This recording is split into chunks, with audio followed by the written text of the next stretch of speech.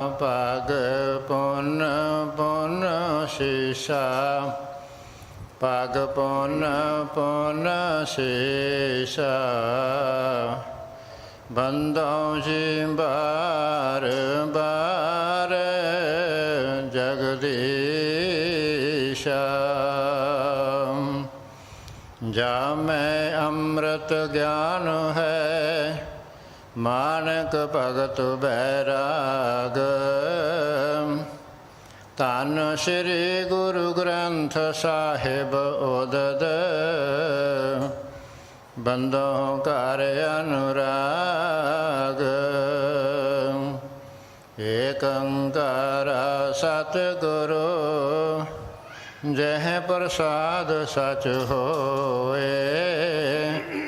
वाहेगुरु जी की फतेह विघ्न विनाशन सोए। वाहेगुरु जी की फतेह विघ्न विनाशन सोए।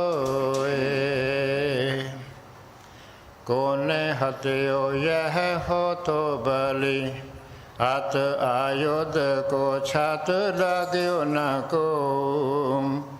फिर विचार कियो सबने कही सिंदरी बाणी भई सच सो।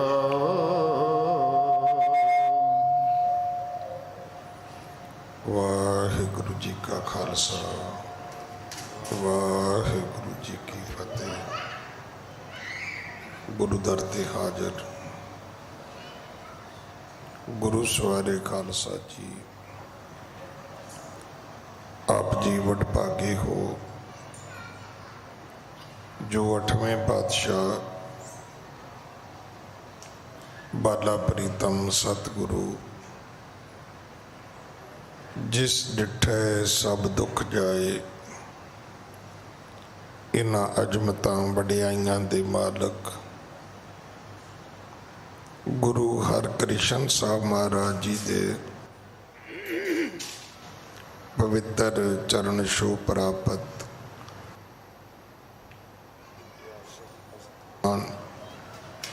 इतिहासक स्थान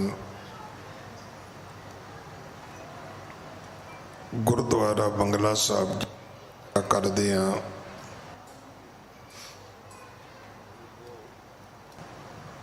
जुगो जुग अटल छतर चवर तखत दे मालक धन धन धन श्री गुरु ग्रंथ साहिब पातशाह महाराज जी दे हजूर मनुखा जीवन दियां घड़ियां नूं सफला कर रहे हो। सतगुरु सारियां दी यात्रा सफल करन। सारियां दे परिवारां विच कारोबारां विच सतगुरु चढ़दी कला बख्शन। हुण समा है गुरु दरबार दे निजम अनुसार गुरु इतिहास दी चल रही लड़ीवार कथा दा अपनियां मन बिरतियां इकागर करो। रसना पवित्र कर दे एक बार सारे उच्चारण करो जी सतनाम वाहेगुरु जी। ये इतिहास पहले पातशाह जाहर पीर जगत गुरु कल तारन आए श्री गुरु नानक देव महाराज जी दा है प्रसंग है। तरत लुकाई नू सोध दे जगत जलंदे दा उधार कर दे गुरु नानक साहब। ਮਿੰਟ ਗੁੰਬਰੀ ਜੋ ਜ਼ਿਲ੍ਹਾ ਅੱਜ ਪਾਕਿਸਤਾਨ ਵਿੱਚ ਹੈ, ਉੱਥੋਂ ਦੇ ਇੱਕ ਨਗਰ 7 ਘਰਾਂ ਵਿੱਚ ਗਏ ਸਨ। ਉੱਥੋਂ ਦੇ ਇੱਕ ਸੇਠ ਦੀ ਹੱਟੀ ਤੇ ਸਤਿਗੁਰੂ ਜਾ ਕੇ ਬੈਠੇ ਨੇ। ਉਹ ਜਿਹੜਾ ਸੇਠ ਹੈ ਉਹ ਆਪਣੀਆਂ ਅੱਖਾਂ ਨੀਵੀਆਂ ਕਰਕੇ ਆਪਣੀ ਕਿਰਤ ਆਪਣੇ ਵਿਹਾਰ ਵਿੱਚ ਪਰਚਿਆ ਹੋਇਆ ਹੈ। ਉਸ ਦੀ ਇਹ ਲਗਨ ਵੇਖ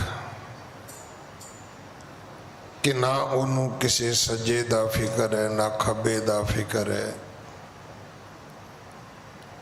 ਕਿੰਨੀ ਆਪਣੀ ਮੌਜ ਵਿੱਚ ਆਪਣੀ ਮਸਤ ਅਵਸਥਾ ਦੇ ਵਿੱਚ ਉਹ ਆਪਣਾ ਕੰਮ ਧੰਦਾ ਕਰ ਰਿਹਾ ਹੈ। ਭਾਈ ਮਰਦਾਨਾ ਜੀ ਨੂੰ ਲੱਗਿਆ ਇਹ ਸਭ ਤੋਂ ਸੁਖੀ ਹੈ। ਸਤਿਗੁਰਾਂ ਆਖਿਆ, ਨਹੀਂ ਮਰਦਾਨਿਆ, ਜਾ ਸੇਠ ਨੂੰ ਜਾ ਕੇ ਪੁੱਛ। ਸੇਠ ਨੇ ਦੱਸਿਆ ਕਿ ਨਹੀਂ, ਮੇਰੇ ਤੋਂ ਵੱਡਾ ਦੁਖੀ ਇਸ ਧਰਤੀ ਤੇ ਕੋਈ ਨਹੀਂ ਹੈ। ਸਤਿਗੁਰਾਂ ਨੇ ਸਮਝਾਇਆ ਕਿ ਸੇਠ, ਅਸਲ ਵਿੱਚ ਇਹ ਪੂਰਬਲੇ ਕਰਮਾਂ ਦੇ ਕਰਮ ਭੋਗਣੇ ਪੈਂਦੇ ਨੇ, ਇਹ ਟਲਦੇ ਨਹੀਂ। ਉੱਥੇ ਫਿਰ ਸਤਿਗੁਰੂ ਜੀ ਨੇ ਰਾਮਕਲੀ ਦੀ ਵਾਰ ਦਾ ਇੱਕ ਸ਼ਲੋਕ ਉਚਾਰਿਆ। ਉਸ ਸ਼ਲੋਕ ਦੇ ਵਿੱਚ ਸਤਿਗੁਰੂ ਜੀ ਨੇ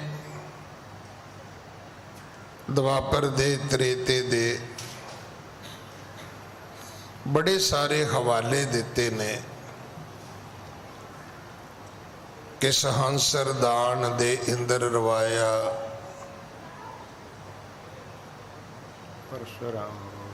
ਪਰਸਰਾਮ ਰੋਵੇ ਘਰ ਆਇਆ। ਇਹ ਸਾਰੀਆਂ ਉਦਾਹਰਨਾਂ ਦਿੱਤੀਆਂ ਨੇ। ਦੈਸਰ ਰੋਵੇ ਲੰਕ ਗਵਾਏ, ਜਿਨ ਸੀਤਾ ਆਂਦੀ ਡੌਰੂ ਵਾਏ। ਰੋਵੇ ਰਾਮ ਨਿਕਾਲਾ ਭਇਆ, ਸੀਤਾ ਲਖਮਣ ਵਿਛੜ ਗਿਆ। ਇਹ ਬੜੇ ਸਾਰੇ ਨਾਮ ਉੱਥੇ ਸਤਿਗੁਰੂ ਜੀ ਨੇ ਉਸ ਸ਼ਲੋਕ ਵਿੱਚ ਲਿਖੇ ਨੇ। ਭਾਈ ਮਰਦਾਨਾ ਜੀ ਕਹਿਣ ਲੱਗੇ, ਬਾਬਾ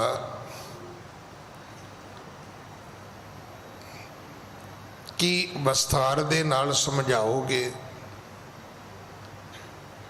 ਤਾਂ ਸਤਿਗੁਰੂ ਜੀ ਨੇ ਕਿਰਪਾ ਕੀਤੀ ਸੀ ਔਰ ਇਹਦੇ ਵਿੱਚੋਂ ਆਪਾਂ ਇੰਦਰ ਦੀ ਕਥਾ ਸੁਣ ਲਈ ਹੈ। ਜਿਹੜਾ ਜਮਦਗਨਾ ਰਿਸ਼ੀ ਸੀ ਉਹਦੀ ਵੀ ਕਥਾ ਸੁਣੀ ਹੈ। ਸਹੰਸਰ ਬਾਹੂ ਰਾਜੇ ਦੀ ਕਥਾ ਵੀ ਸੁਣ ਲਈ ਹੈ। ਜਮਦਗਨੇ ਰਿਸ਼ੀ ਦੇ ਪੁੱਤਰ ਪਰਸਰਾਮ ਦੀ ਕਥਾ ਵੀ ਆਪਾਂ ਸੁਣੀ ਹੈ। ਸ਼੍ਰੀ ਰਾਮਚੰਦਰ ਜੀ ਦੀ ਕਥਾ ਵੀ ਸੁਣ ਲਈ ਹੈ। ਕਥਾ ਆਪਾਂ ਰਾਵਣ ਦੀ ਵੀ ਸੁਣ ਲਈ ਹੈ। ਹੁਣ ਇਸ ਤੋਂ ਅੱਗੇ ਜ਼ਿਕਰ ਆਇਆ ਕਿ ਜਿਹੜੇ ਪਾਂਡਵ ਸਨ ਉਹ ਵੀ ਰੋਏ। ਹੁਣ ਉਹਨਾਂ ਦੇ ਰੋਣ ਦਾ ਜਿਹੜਾ ਜ਼ਿਕਰ ਆਇਆ ਹੈ ਕਿ ਉਹਨਾਂ ਦੇ ਰੋਣ ਦਾ ਕਾਰਨ ਇਹ ਸੀਗਾ, ਰੋਵੇਂ ਪਾਂਡਵ ਭਏ ਮਜੂਰ, ਜਿਨ ਕੈ ਸੁਆਮੀ ਰਹਿਤ ਹਦੂਰ। ਜਿਨ੍ਹਾਂ ਦੇ ਘਰ ਆ ਕੇ ਸ਼੍ਰੀ ਕ੍ਰਿਸ਼ਨ ਰਹਿੰਦੇ ਹੋਣ, ਕੀ ਉਹਨਾਂ ਨੂੰ ਵੀ ਰੋਣਾ ਪੈ ਸਕਦਾ ਹੈ? ਕਈ ਵਾਰੀ ਸਾਡੀ, ਵੈਸੇ ਤਾਂ ਅੰਗਰੇਜ਼ੀ ਦਾ ਸ਼ਬਦ ਬੜਾ ਵਧੀਆ ਹੈ ਕਿਉਂਕਿ ਹੁਣ ਇਹ ਪ੍ਰਚਲਿਤ ਹੋ ਗਿਆ ਹੈ। ਅਮੂਮਨ ਸਾਡੀ ਕੈਲਕੂਲੇਸ਼ਨ ਹਮੇਸ਼ਾ ਗਲਤ ਹੁੰਦੀ ਹੈ। ਇਹਦਾ ਪੰਜਾਬੀ ਦਾ ਸ਼ਬਦ ਹੈ ਕਿ ਹਮੇਸ਼ਾ ਹੀ ਜਿਹੜੀਆਂ ਅਸੀਂ ਗਿਣਤੀਆਂ ਕਰਦੇ ਹਾਂ ਉਹ ਗਿਣਤੀਆਂ ਮਿਣਤੀਆਂ, ਉਹ ਗਿਣੀਆਂ ਹੋਈਆਂ ਜਿਹੜੀਆਂ ਗਟੀਆਂ ਨੇ ਉਹ ਕਦੇ ਵੀ ਠੀਕ ਨਹੀਂ ਹੁੰਦੀਆਂ। ਹੁਣ ਇੱਥੇ ਵੀ ਇਹੀ ਕਥਾ ਹੈ ਕਿ ਪਾਂਡਵ ਕੌਣ ਸਨ। ਪਾਂਡਵ ਧਰਤੀ ਦੇ ਬੜੇ 5 ਮਹਾਬਲੀ ਹੋਏ ਨੇ। युधिष्ठिर है, भीम है, अर्जुन है, नकुल है, सहदेव है, और उन्हां दी 5 पांडवां दी जिहड़ी पत्नी है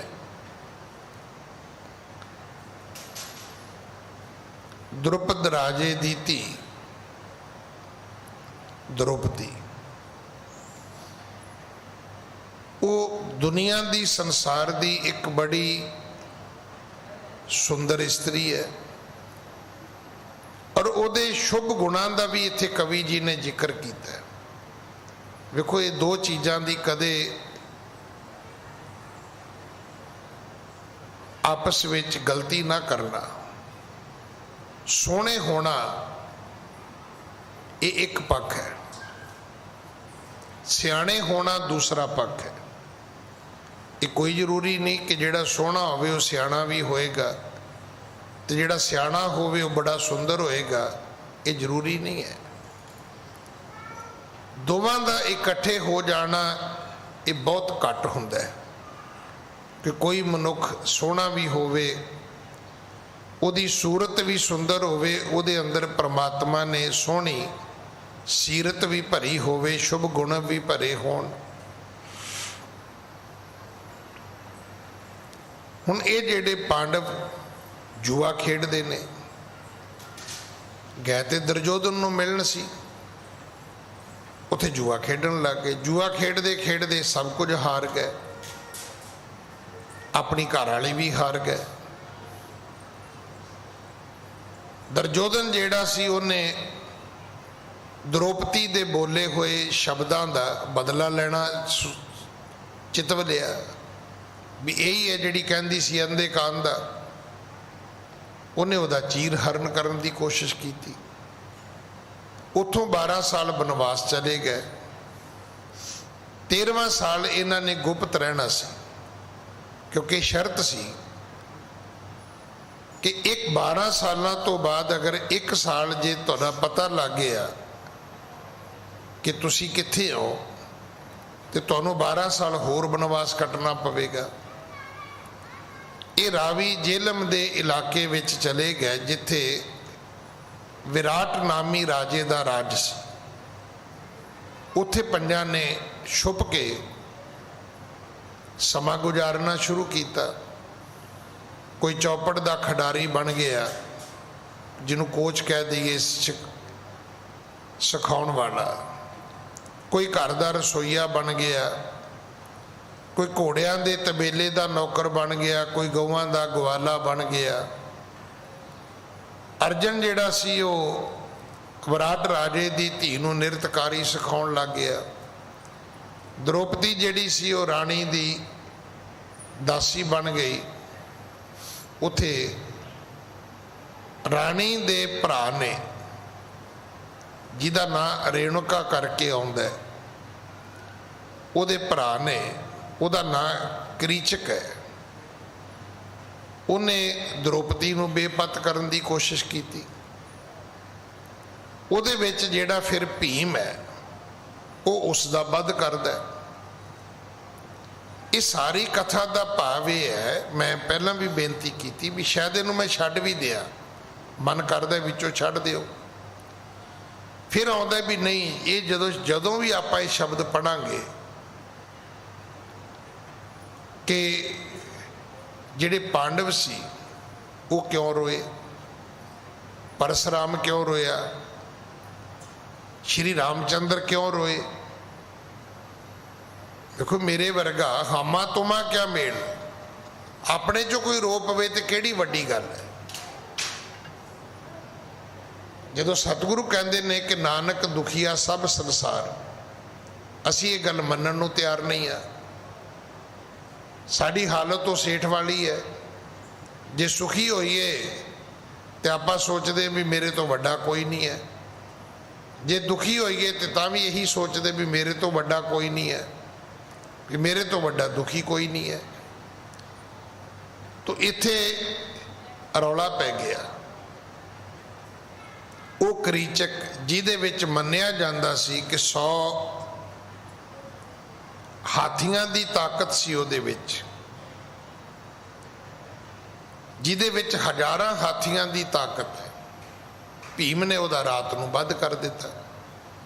सवेरे चटसाल दे विचों जिथे बच्चे पढ़ते सी, स्कूल कह दिओ, विद्याला कह दिओ, मदरसा कह दिओ, कोई फर्क नहीं पैंदा, अर्थ ही कोई रहने ने। जिथे अध्यापक बच्चों नूं पढ़ाउंदे सी, की पढ़ाउंदे सी, किवें पढ़ाउंदे सी, ये उस युग की गल, उस वक्त की गल है। उन्हां दा अपना तरीका होएगा पढ़ाउण दा, पढ़न दा।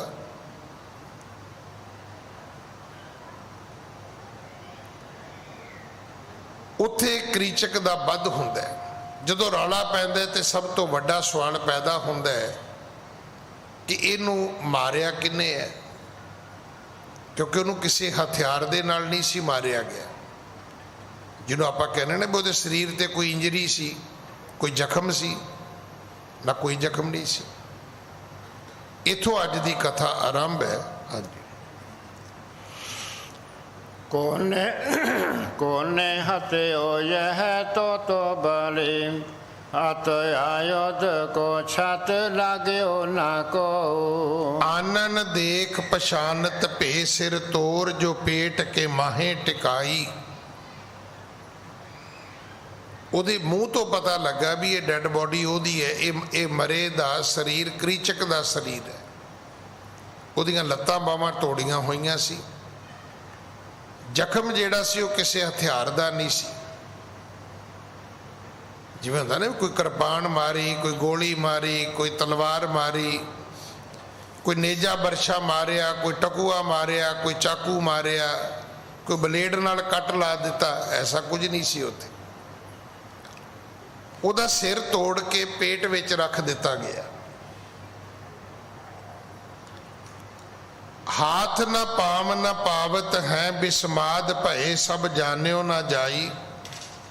जदों उन्होंने जाके सारिया ने वेखिया भी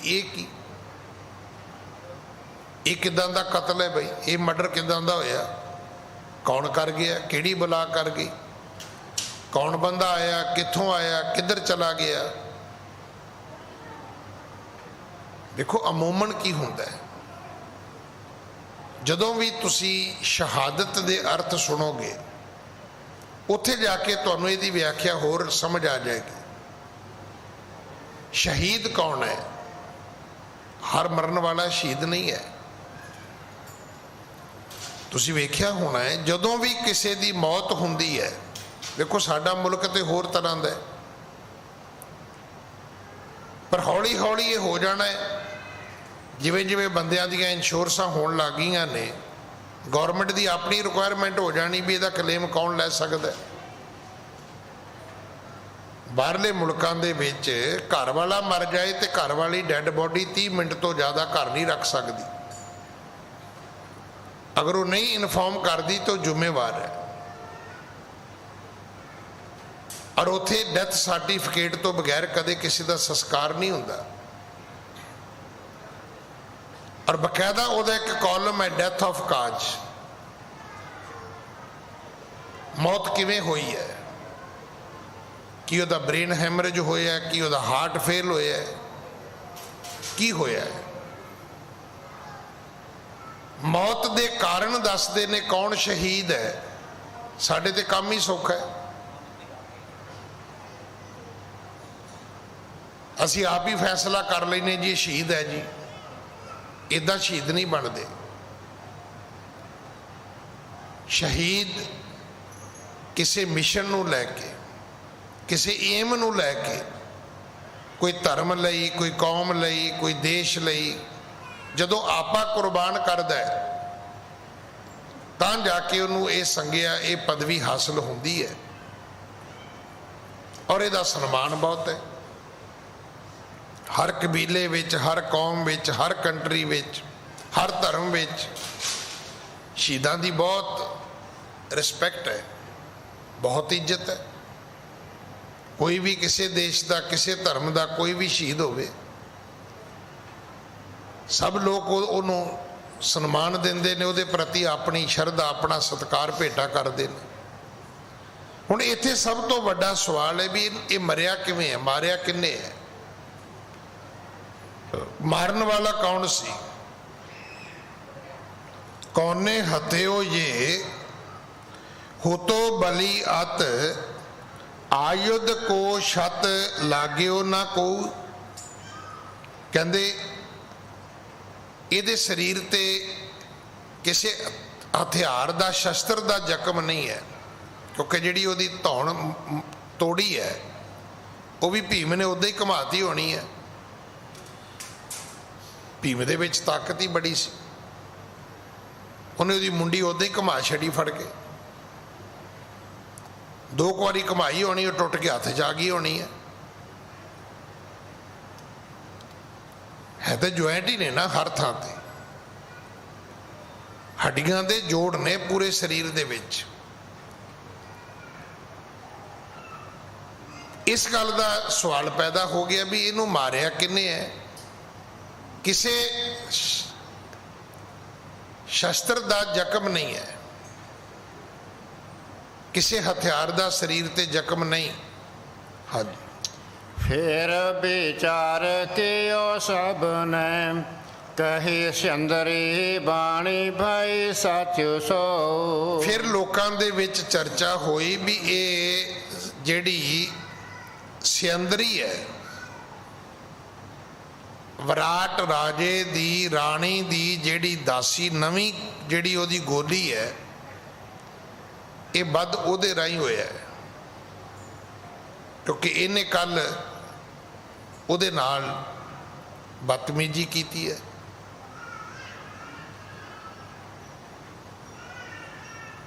ਇਹਨੇ ਉਹਦੀ ਬਾਂਹ ਪਕੜਨ ਦੀ ਹਿਮਾਕਤ ਕੀਤੀ ਹੈ, ਇਹਨੇ ਉਹਨੂੰ ਵਾਲਾਂ ਤੋਂ ਫੜ ਕੇ ਖਿੱਚਣ ਦੀ ਹਿਮਾਕਤ ਕੀਤੀ ਹੈ, ਇਹਨੇ ਉਹਦਾ ਸੱਤ, ਉਹਦੀ ਇੱਜ਼ਤ ਖਤਮ ਕਰਨ ਦੀ ਕੋਸ਼ਿਸ਼ ਕੀਤੀ ਹੈ। ਤੇ ਉਹ ਜਿਹੜੀ ਦਾਸੀ ਹੈ ਉਹ ਤੇ ਹਮੇਸ਼ਾ ਕਹਿੰਦੀ ਹੈ ਕਿ ਮੇਰੇ ਤਾਂ ਰਾਖੇ ਜਿਹੜੇ ਨੇ 5 ਗੰਧਰਵ ਨੇ। ਇਹਦਾ ਅਰਥ ਹੈ ਵੀ ਉਹ ਗੰਧਰਵਾਂ ਨੇ ਇਹਨੂੰ ਕ੍ਰੀਚਕ ਨੂੰ ਮਾਰਿਆ, ਕਿਉਂਕਿ ਸਾਰਾ ਕੁਝ ਵਿਰਾਟ ਦੀ ਸਭਾ ਵਿੱਚ ਵੀ ਹੋਇਆ, ਰਾਜੇ ਦੇ ਦਰਬਾਰ ਵਿੱਚ। ਇਹਦੇ 'ਚ ਗੁੱਝੀ ਛੰਨੀ ਬਾਤ ਕੋਈ ਨਹੀਂ ਸੀ। ਲੋਕਾਂ ਵਿੱਚ ਚਰਚਾ ਹੋ ਗਈ ਵੀ ਅਗਰ ਇਹ ਮਰਿਆ ਤੇ ਇਹ ਜਿਹੜੀ ਸਿਅੰਦਰੀ ਹੈ, ਵਿਰਾਟ ਦੀ ਪਤਨੀ ਤੇ ਕ੍ਰੀਚਕ ਦੀ ਭੈਣ, ਉਹਦੀ ਜਿਹੜੀ ਨਵੀਂ ਨੁਕਰਾਣੀ ਹੈ, ਦਾਸੀ ਹੈ, ਇਹ ਉਹਦੇ ਕਰਕੇ ਹੋਇਆ। ਹਾਂਜੀ। गंधर्व तांके होते रखवार अवज्ञा बेलोक के मार दियो। ਉਹ ਰੋਜ਼ ਕਹਿੰਦੀ ਹੈ ਕਿ 5 ਗੰਧਰਵ ਮੇਰੇ ਰਖਵਾਰੇ ਨੇ, ਤੇ ਜਦੋਂ ਉਹਦਾ ਅਨਾਦਰ ਹੋਇਆ, ਉਹਦੀ ਬੇਪਤੀ ਹੋਣ ਲੱਗੀ ਹੈ, ਜਦੋਂ ਉਹਦਾ ਅਪਮਾਨ ਕੀਤਾ ਕ੍ਰੀਚਕ ਨੇ, ਤੇ ਉਹਨਾਂ ਗੰਧਰਵਾਂ ਨੂੰ ਗੁੱਸਾ ਆ ਗਿਆ ਹੋਏਗਾ, ਤੇ ਉਹਨਾਂ ਨੇ ਏਡਾ ਵੱਡਾ ਮਹਾਬਲੀ ਜਿਹਦੇ ਵਿੱਚ ਹਜ਼ਾਰਾਂ ਸੈਂਕੜੇ ਹਾਥੀਆਂ ਦੀ ਤਾਕਤ ਸੀ, ਉਹਦਾ ਵੱਧ ਕਰ ਦਿੱਤਾ। ਉਹ ਗੰਧਰਵ ਸਨ, ਇਸ ਕਰਕੇ ਉਹਨਾਂ ਨੂੰ ਹਥਿਆਰਾਂ ਨਾਲ ਮਾਰਨ ਦੀ ਲੋੜ ਵੀ ਨਹੀਂ ਪਈ। ਹਾਂਜੀ। जोध लरे ता लगे अंग आयुध ऐसे बनाए कहे मिल सो। ਇਹ ਗੱਲ ਸਾਰਿਆਂ ਨੇ ਮੰਨ ਲਈ ਕਿ ਜੇ ਯੁੱਧ ਹੁੰਦਾ, ਹਥਿਆਰ ਹੁੰਦੇ ਤੇ ਸਰੀਰ ਤੇ ਜ਼ਖਮ ਹੁੰਦੇ, ਜੇ ਜ਼ਖਮ ਹੁੰਦੇ ਤੇ ਪਤਾ ਲੱਗ ਜਾਂਦਾ ਵੀ ਇਹ ਤੇ ਕਿਸੇ ਹੋਰ ਨੇ ਮਾਰਿਆ। ਪਰ ਇੱਥੇ ਤਾਂ ਗੱਲ ਸਮਝ ਆ ਗਈ ਵੀ ਕਿਸੇ ਨੇ ਵੀ ਨਹੀਂ ਮਾਰਿਆ, ਇਹ ਤਾਂ ਕੋਈ ਗੰਧਰਵ ਆਏ ਨੇ, ਕੋਈ ਗੈਬੀ ਸ਼ਕਤੀ ਆਈ ਹੈ, ਉਹ ਮਾਰ ਕੇ ਚਲੀ ਗਈ ਹੈ, ਜਿਹਦੇ ਬਾਰੇ ਸਿਅੰਦਰੀ ਜਿਹੜੀ ਉਹ ਰੋਜ਼ ਕਹਿੰਦੀ ਹੈ। ਗੋਲੀ ਜਿਹੜੀ ਹੈ, ਨੁਕਰਾਣੀ ਜਿਹੜੀ ਹੈ, ਉਹ ਤਾਂ ਰੋਜ਼ ਕਹਿੰਦੀ ਵੀ ਮੇਰੇ 5 ਗੰਧਰਵ ਨੇ, ਮੇਰੇ ਰਖਵਾਲੇ ਨੇ। ਹਾਂਜੀ। प्रात होते शत ताहे के करें बिरलाप पुकार। ਹੁਣ ਕ੍ਰੀਚਕ ਮਰ ਗਿਆ। ਕ੍ਰੀਚਕ ਦੇ ਕਹਿੰਦੇ 100 ਭਰਾ ਸੀ, ਉਹਦੇ ਭਰਾਵਾਂ ਦੀ ਗਿਣਤੀ 100 ਲਿਖੀ ਹੈ।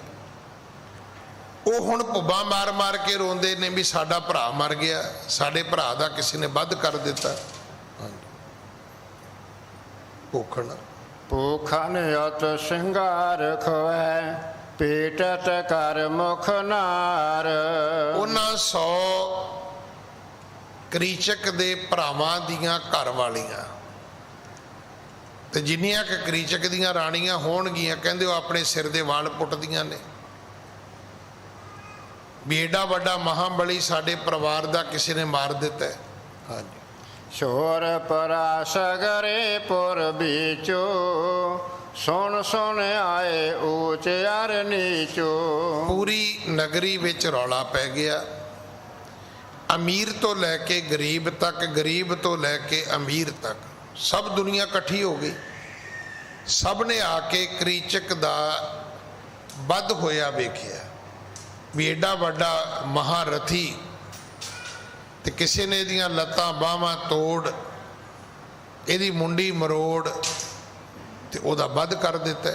ਹਾਂਜੀ ਸੁਸਾ ਬਿਲੋਕ ਚਕ੍ਰਤ ਹੋਈ ਗੁਣ ਗਨ ਬਰਨਨ ਕਰ ਕਹਿ ਰੋਈ। ਜਿਹੜੀ ਉਹਦੀ ਭੈਣ ਸੀ ਸੁਸਾ, ਉਹ ਵੀ ਭੁੱਬਾਂ ਮਾਰ ਮਾਰ ਕੇ ਰੋਂਦੀ ਹੈ।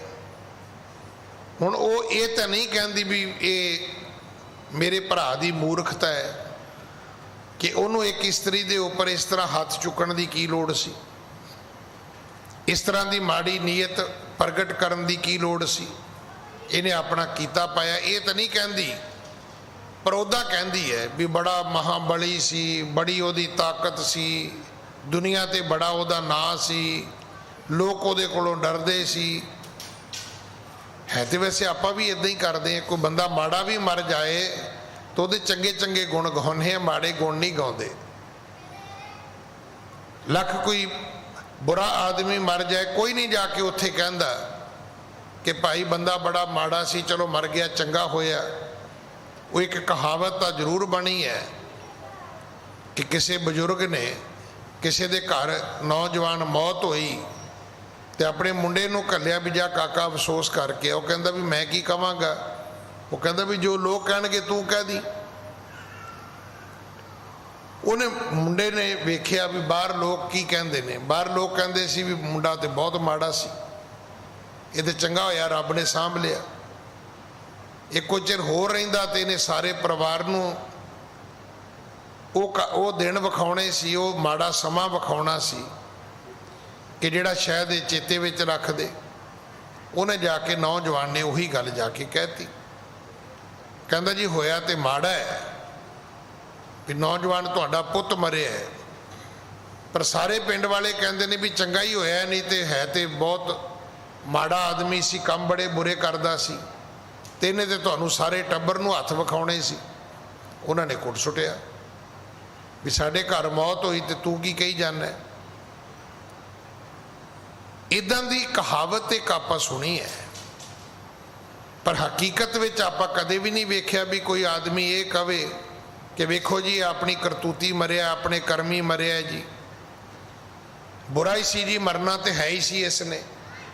ਇਹ ਗੱਲਾਂ ਲੋਕ ਮੂੰਹ ਤੋਂ ਪਰੇ ਜਾ ਕੇ ਤਾਂ ਜ਼ਰੂਰ ਕਹਿੰਦੇ ਨੇ, ਪਰ ਮੂੰਹ ਤੇ ਕੋਈ ਨਹੀਂ ਕਹਿੰਦਾ। ਇਹ ਹਾਲਤ ਕਰੀਚਕ ਦੀ ਭੈਣ ਦੀ ਹੈ, ਰੇਣੂਕਾ ਦੀ ਹੈ। ਉਹ ਵੀ ਉਹਦੇ ਚੰਗੇ ਗੁਣ ਗਾ ਗਾ ਕੇ ਵੈਣ ਪਾਉਂਦੀ ਹੈ ਵੀ ਬੜਾ ਮਾੜਾ ਹੋਇਆ ਜੀ, ਭਰਾ ਮੇਰਾ ਬੜਾ ਚੰਗਾ ਸੀ ਜੀ। ਸੁਸਾ ਬਲੋਕਤ ਚਕਰਤ ਹੋਈ ਗੁਣ ਗਨ ਬਰਨਨ ਕਰ ਕਹਿ ਰੋਈ। ਹਾਂਜੀ ਨ੍ਰਿਪ ਰੋਇਓ ਜਬ ਮਿਰਤਕ ਦੇਖਾ ਪਇਓ ਨਾਰ ਕੋ ਬ੍ਰਿੰਦ ਅਭਿਸ਼ੇਖਾ। ਜਿਹੜਾ ਪਤੀ ਸੀ ਇਸ ਰਾਣੀ ਦਾ, ਵਿਰਾਟ ਰਾਜਾ ਜਿਹੜਾ ਸੀ, ਕਰੀਚਕ ਦਾ ਜਿਹੜਾ ਭਣਵਈਆ ਸੀ, ਉਹ ਵੀ ਰੋਇਆ ਕਿਉਂਕਿ ਉੱਥੇ ਸੈਂਕੜੇ ਜਨਾਨੀਆਂ ਵੈਣ ਪਾ ਰਹੀਆਂ ਸਨ। ਪਤਾ ਨਹੀਂ ਕਿੰਨਾ ਕੁ ਕੁਰਲਾਟ ਪੈਂਦਾ ਹੋਏਗਾ ਉੱਥੇ, ਕਿੰਨੇ ਕੁ ਲੋਕ ਭੁੱਬਾਂ ਮਾਰ ਕੇ ਰੋਂਦੇ ਹੋਣਗੇ। ਉਹਨਾਂ ਵਿੱਚ ਰੋਣ ਵਾਲਿਆਂ ਵਿੱਚ ਵਿਰਾਟ ਵੀ ਸ਼ਾਮਲ ਹੋ ਗਿਆ। ਹਾਂਜੀ ਭਰਾਤ ਦੁਸ਼ਟ ਕੇ ਕੁਮਤ ਵਿਚਾਰੀ ਕਾਰਨ ਮਰਨ ਸੁੰਦਰੀ ਨਾਰੀ। ਅਖੀਰ ਜਿਹੜੇ 100 ਭਰਾ ਸੀ ਕਰੀਚਕ ਦੇ, ਵੇਖੋ ਹੁਣ ਉਹਨਾਂ ਦੀ ਮੌਤ ਸ਼ੁਰੂ ਹੁੰਦੀ ਹੈ। ਇੱਦਾਂ ਕਹਿੰਦੇ ਨੇ ਵੀ ਹੋਣੀ ਨਹੀਂ ਟਲਦੀ, ਭਾਵੀ ਨਹੀਂ ਟਲਦੀ, ਕਰਮ ਨਹੀਂ ਅੱਗੇ ਪਿੱਛੇ ਹੁੰਦੇ। ਜਿਹਨੂੰ ਆਪਾਂ ਕਹਿੰਦੇ ਵੀ ਸਮਾਂ ਨਹੀਂ ਟਲਦਾ। ਔਰ ਇਹ ਗੱਲ ਬਿਲਕੁਲ ਸੱਚ ਹੈ। ਬੰਦਾ ਕੁਛ ਵੀ ਨਹੀਂ, ਸਭ ਸਮੇਂ ਦਾ ਇੱਕ ਪ੍ਰਭਾਵ ਹੈ, ਸਭ ਵਕਤ ਦੀ ਖੇਡ ਹੈ। ਹੁਣ ਕਰੀਚਕ ਦਾ ਸੰਸਕਾਰ ਹੋਣਾ ਸੀ, ਉਹਨੂੰ ਸਾੜਿਆ ਜਾਣਾ ਸੀ। ਗੱਲ ਚੱਲ ਪਈ ਵੀ ਕੋਈ ਨਹੀਂ ਮਾਰਿਆ, ਕਿਸੇ ਨਹੀਂ ਮਾਰਿਆ, ਕਿਸੇ ਨਹੀਂ ਮਾਰਿਆ। ਇਹ ਜੇ ਮਰਿਆ ਹੈ ਤੇ ਇਹ ਜਿਹੜੀ ਸਿਅੰਦਰੀ ਹੈ ਉਹਦੇ ਗੰਧਰਵਾਂ ਨੇ ਮਾਰਿਆ। ਭਾਵ ਇਹਦੀ ਮੌਤ ਦਾ ਜਿਹੜਾ ਕਾਰਨ ਹੈ ਉਹ ਸਾਡੀ ਜਿਹੜੀ ਭੈਣ ਹੈ, ਵਿਰਾਟ ਦੀ ਰਾਣੀ ਜਿਹੜੀ ਹੈ, ਉਹਦੀ ਗੋਦੀ ਹੈ। ਹੁਣ ਸਿਅੰਦਰੀ ਨਾਂ ਸੀ ਦ੍ਰੋਪਦੀ ਦਾ, ਉਹਨੂੰ ਸਿਅੰਦਰੀ ਕਹਿੰਦੇ ਸੀ। ਹੁਣ ਜਿਹੜੇ 100 ਭਰਾ ਨੇ ਕਰੀਚਕ ਦੇ, ਉਹਨਾਂ ਨੇ ਬੈਠ ਕੇ ਇੱਕ ਪਾਪ ਦਾ ਮਤਾ ਪਕਾ ਲਿਆ ਕਿ ਜੇ ਸਾਡੇ ਭਰਾ ਦੀ ਮੌਤ ਦਾ ਕਾਰਨ ਇਹ ਔਰਤ ਹੈ, ਇਹ ਤਰੀਮਤ ਹੈ। ਹਾਂਜੀ,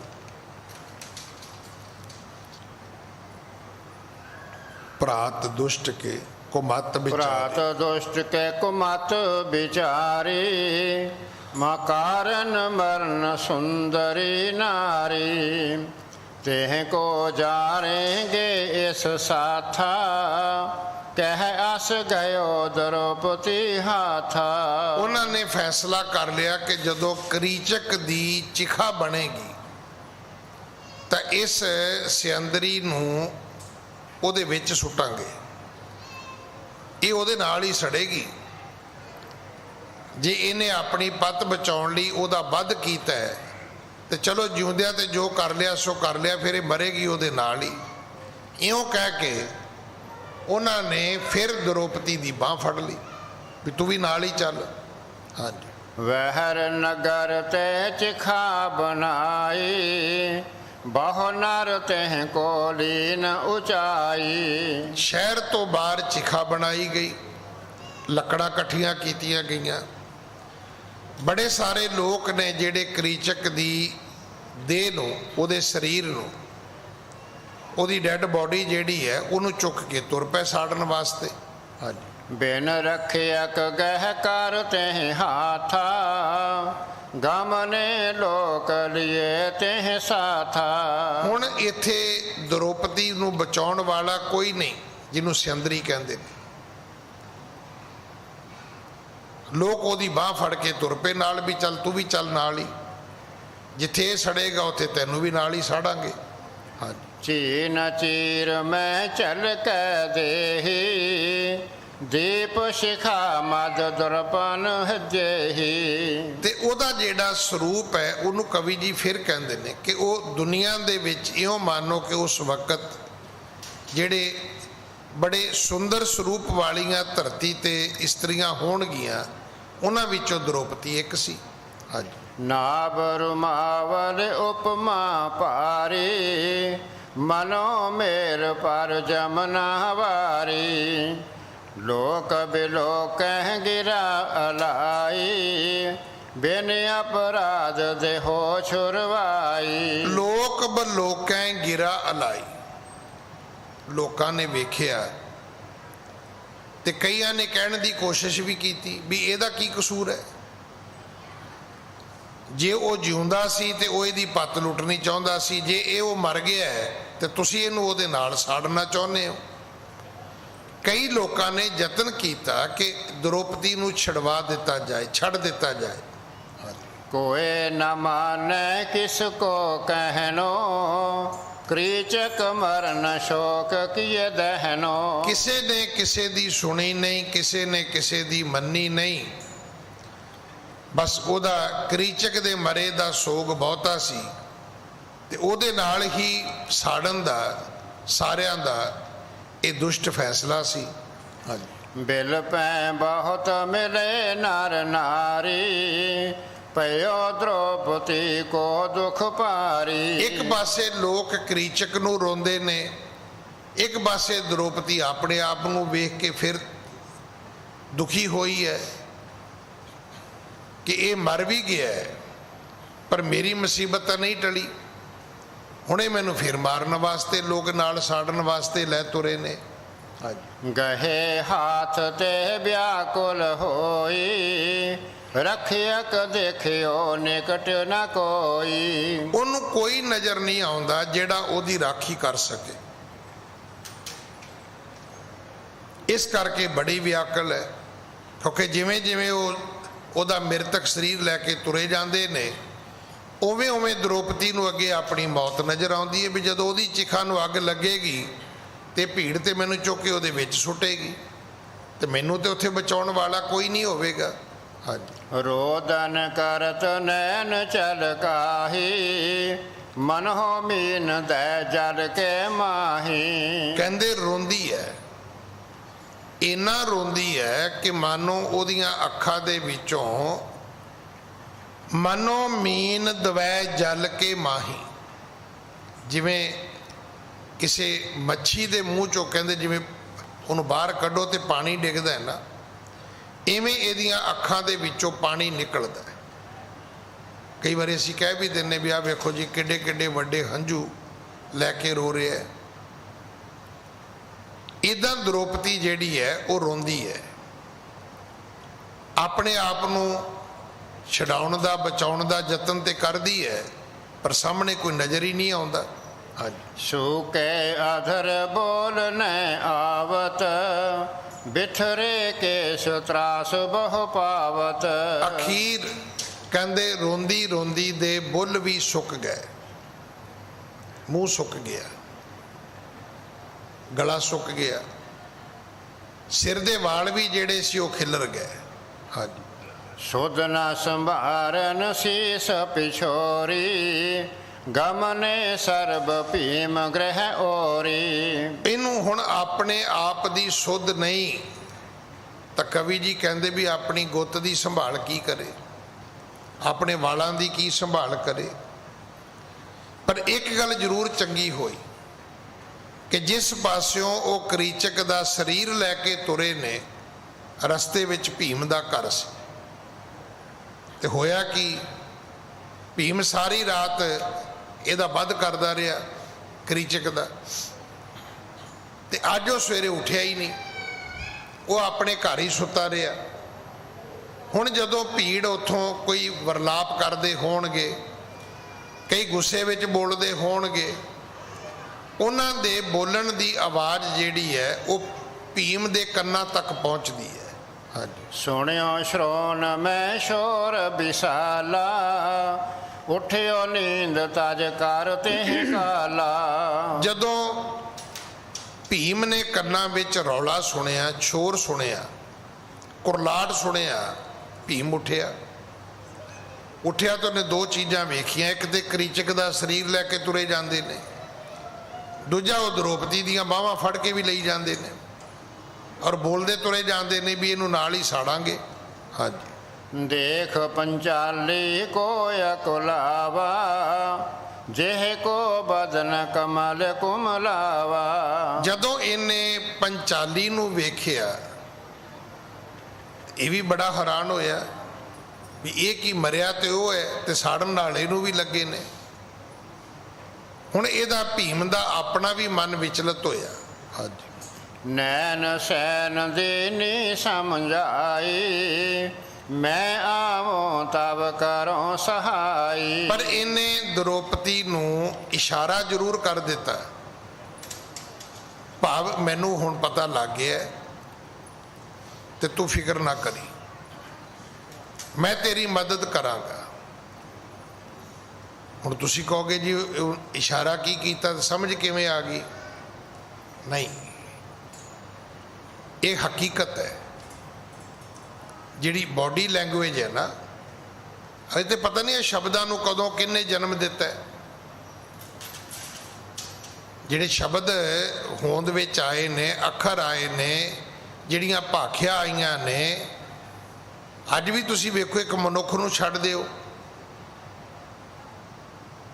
ਚਿੜੀਆਂ ਵੀ ਬੋਲਦੀਆਂ ਨੇ, ਤੋਤੇ ਵੀ ਬੋਲਦੇ ਨੇ, ਹਾਥੀ ਵੀ ਬੋਲਦੇ ਨੇ, ਕੀੜੀਆਂ ਵੀ ਬੋਲਦੀਆਂ ਨੇ।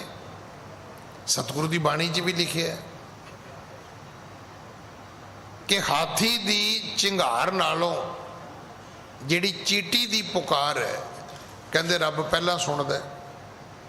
ਕੀੜੀ ਵੀ ਬੋਲਦੀ ਹੈ, ਬੋਲਦਾ ਹਾਥੀ ਵੀ ਹੈ, ਪਰ ਉਹਨਾਂ ਦੇ ਬੋਲਣ ਦੇ ਅੱਗੋਂ ਨਾਂ ਵੀ ਜਿਹੜੇ ਨੇ ਉਹ ਮੰਨੇ ਗਏ ਨੇ। ਹੁਣ ਸ਼ੇਰ ਜਿਹੜਾ ਕਹਿੰਦੇ ਉਹ ਗਰਜਦਾ ਹੈ, ਹਾਥੀ ਝੰਗਾੜਦਾ ਹੈ।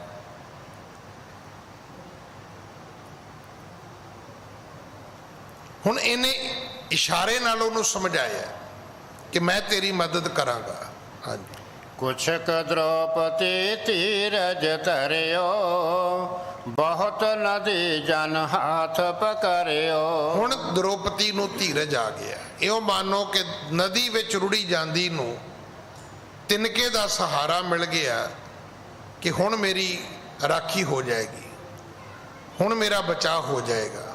ਹਾਂਜੀ। ਚਿੰਤਾ ਹੋਤੀ ਜਹ ਗਮਨੇ ਸਭ ਹੀ, ਬੜੋ ਬ੍ਰਿੰਦ ਪਾਲੋਕਨ ਤਬ ਹੀ। ਚਿਤਾ ਹੋਤੀ, ਚਿਤਾ ਕਹਿੰਦੇ ਨੇ ਚਿਖਾ।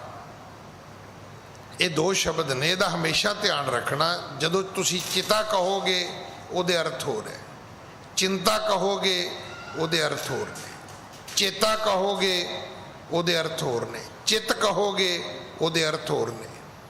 ਇਹ ਥੋੜਾ ਥੋੜਾ ਮਾਤਰਾਵਾਂ ਦਾ ਫਰਕ ਹੈ ਤੇ ਨਾਲ ਦੀ ਨਾਲ ਉਹਦੇ ਅਰਥਾਂ ਦਾ ਫਰਕ ਵੀ ਹੈ। ਹੁਣ ਜਦੋਂ ਅਸੀਂ ਬੋਲਦੇ ਹਾਂ ਜਾਂ ਪੜ੍ਹਦੇ ਹਾਂ ਜਾਂ ਲਿਖਦੇ ਹਾਂ, ਇਹਨਾਂ ਗੱਲਾਂ ਦਾ ਤੇ ਧਿਆਨ ਰੱਖਣ ਦੀ ਲੋੜ ਹੈ। ਹੁਣ ਜਿਵੇਂ ਸ਼ਬਦ ਗਲੀ ਹੈ, ਗੁਰਬਾਣੀ ਵਿੱਚ ਜਿੱਥੇ ਵੀ ਵੇਖੋਗੇ ਕਿ ਸ਼ਬਦ ਗਲੀ ਆਏਗਾ, ਗੱਗਾ ਲੱਲੇ ਨੂੰ ਬਿਹਾਰੀ, ਕਿਤੇ ਉਹਦਾ ਪਾਠ ਹੈ ਗੱਲੀ, ਕਿਤੇ ਉਹਦਾ ਪਾਠ ਹੈ ਗਲੀ, ਕਿਤੇ ਉਹਦਾ ਪਾਠ ਹੈ ਗਲੀ। ਗਲੀ ਜਿਨ੍ਹਾਂ ਜਪ ਮਾਲੀਆਂ, ਜਿਨ੍ਹਾਂ ਦੇ ਗਲਾਂ ਵਿੱਚ ਮਾਲਾ ਪਾਈਆਂ ਹੋਈਆਂ ਨੇ। ਗਲੀ ਦਾ ਅਰਥ ਹੈ ਕੋਈ ਸਟਰੀਟ, ਜਿੱਥੇ ਆਸੇ ਪਾਸੇ ਘਰ ਹੋਣ, ਵਿਚਕਾਰ ਰਸਤਾ ਹੋਵੇ, ਉਹਨੂੰ ਆਪਾਂ ਗਲੀ ਕਹਿੰਦੇ ਆ। ਲਿਖਿਆ ਇੱਕੋ ਤਰੀਕੇ ਨਾਲ ਹੈ, ਬੋਲਿਆ ਤਿੰਨ ਤਰੀਕਿਆਂ ਨਾਲ ਜਾਏਗਾ। ਜਿੱਥੇ ਕਰੀਚਕ ਦੀ ਚਿਖਾ ਸੀ, ਸਭ ਲੋਕ ਜਦੋਂ ਉੱਥੇ ਪਹੁੰਚਦੇ ਨੇ। ਹਾਂਜੀ। ਭੀਮ ਸੈਨ ਕਰ ਵੇਖ ਕੁਡਾਲੀ, ਫਾਂਦਿਓ ਕੋਟ ਮਾਰ ਕਰ ਛਾਲੀ। ਭੀਮ ਨੇ ਕੀ ਕੀਤਾ? ਭੀਮ ਨੇ ਆਪਣਾ ਭੇਖ ਵਟਾਇਆ, ਕਿਉਂਕਿ ਭੀਮ ਦਾ ਉਸ ਰਾਜੇ ਦੇ ਰਾਜ ਵਿੱਚ ਜਿਹੜਾ ਸਰੂਪ ਹੈ ਉਹ ਇੱਕ ਰਸੋਈਏ ਵਾਲਾ ਹੈ। ਪਹਿਲਾਂ ਉਹਨੇ ਆਪਣਾ ਰੂਪ ਵਟਾਇਆ, ਫਿਰ ਉਹਨੇ ਜਿਹੜਾ ਰਾਜੇ ਦਾ ਕਿਲਾ ਸੀ ਉਹ ਉਲੰਘਿਆ, ਕਿਲਾ ਟੱਪ ਗਿਆ। ਹਾਂਜੀ। ਗਇਓ ਵਿਸ਼ਾਲ ਉਜਾਰ ਮੰਝਾਰਾ, ਸ਼ੁਸ਼ਕ ਬਿਰਖ ਇੱਕ ਹਾਥ ਉਖਾਰਾ। ਜਲਦੀ ਨਾਲ ਜੰਗਲ ਵਿੱਚ ਗਿਆ ਤੇ ਜੰਗਲ ਵਿੱਚੋਂ ਇੱਕ ਸੁੱਕਾ ਦਰਖਤ ਪੁੱਟ ਲਿਆਂਦਾ। ਕੋਈ ਪੇੜ ਹੈ ਜਿਹੜਾ ਸੁੱਕਿਆ ਹੈ, ਸੁੱਕ ਚੁੱਕਾ ਹੈ, ਉਹ ਪੂਰਾ ਦਰਖਤ ਦਾ ਦਰਖਤ ਪੁੱਟ ਕੇ ਭੀਮ ਲੈ ਕੇ ਆ ਗਿਆ। ਹਾਂਜੀ। ਕ੍ਰੋਧ ਧਾਰ ਕਰ ਮੁਰਿਓ ਬਹੋਰੀ, ਆਇਓ ਤੁਰਤ ਹੁਤੇ ਜਿਹ ਠੌਰੀ। ਭੀਮ ਦੇ ਮਨ ਵਿੱਚ ਕ੍ਰੋਧ ਬਹੁਤ ਹੈ, ਔਰ ਉਹਦੇ ਮਨ ਦੀ ਭਾਵਨਾ ਇਹ ਹੈ ਕਿ ਮੈਂ ਹੁਣ ਕਿਸੇ ਨੂੰ ਛੱਡਾਂਗਾ ਨਹੀਂ। ਉੱਥੇ ਆ ਗਿਆ ਜਿੱਥੇ ਕਰੀਚਕ ਦੇ ਸਰੀਰ ਨੂੰ ਅਗਨ ਦਾ ਕਰਨਾ ਸੀ, ਉਹਨਾਂ ਨੇ ਅਗਨ ਭੇਟ ਕਰਨਾ ਸੀ, ਜਿੱਥੇ ਉਹਦੀ ਚਿਖਾ ਦੇ ਉੱਤੇ ਰੱਖ ਕੇ ਉਹਨੂੰ ਅੱਗ ਲਾਈ ਜਾਣੀ ਸੀ। ਹਾਂਜੀ। ਦਾਰਨ ਵੇਖ ਅਰਨ ਕੋ ਮਾਰਨ, ਪੰਚਾਲੀ ਕੇ ਪ੍ਰਾਣ ਉਬਾਰਨ। ਹੁਣ ਇਹ ਬੜਾ ਭਿਆਨਕ ਰੂਪ ਬਣਾ ਕੇ ਭੇਖ ਵਟਾ ਕੇ ਆਇਆ। ਪੰਚਾਲੀ ਦੇ ਪ੍ਰਾਣ ਬਚਾਉਣਾ ਚਾਹੁੰਦਾ ਹੈ ਤੇ ਪੰਚਾਲੀ ਨੂੰ ਮਾਰਨ ਵਾਲਿਆਂ ਦੇ ਇਹ ਪ੍ਰਾਣ ਜਿਹੜੇ ਨੇ ਉਹ ਖੋਣੇ ਚਾਹੁੰਦਾ, ਉਹਨਾਂ ਨੂੰ ਖਤਮ ਕਰਨਾ ਚਾਹੁੰਦਾ। ਜਾਏ ਸਮੀਪਕ ਦੀਨ ਦਿਖਾਈ, ਦ੍ਰੋਪਦੀ ਉੱਚੀ ਗਿਰਾ ਅਲਾਈ। ਭੀਮ ਆਇਆ ਤੇ ਉਹਨੇ ਪੂਰੇ ਦਾ ਪੂਰਾ ਦਰਖਤ ਪੇੜ ਹੀ ਚੁੱਕਿਆ ਹੋਇਆ। ਜਿਵੇਂ ਦ੍ਰੋਪਦੀ ਨੇ ਵੇਖਿਆ, ਦ੍ਰੋਪਦੀ ਨੇ ਰੌਲਾ ਪਾਤਾ, ਕਹਿੰਦੀ ਬਚੋ ਮੇਰਾ ਗੰਧਰਵ ਆ ਗਿਆ ਹੈ। ਹਾਂਜੀ।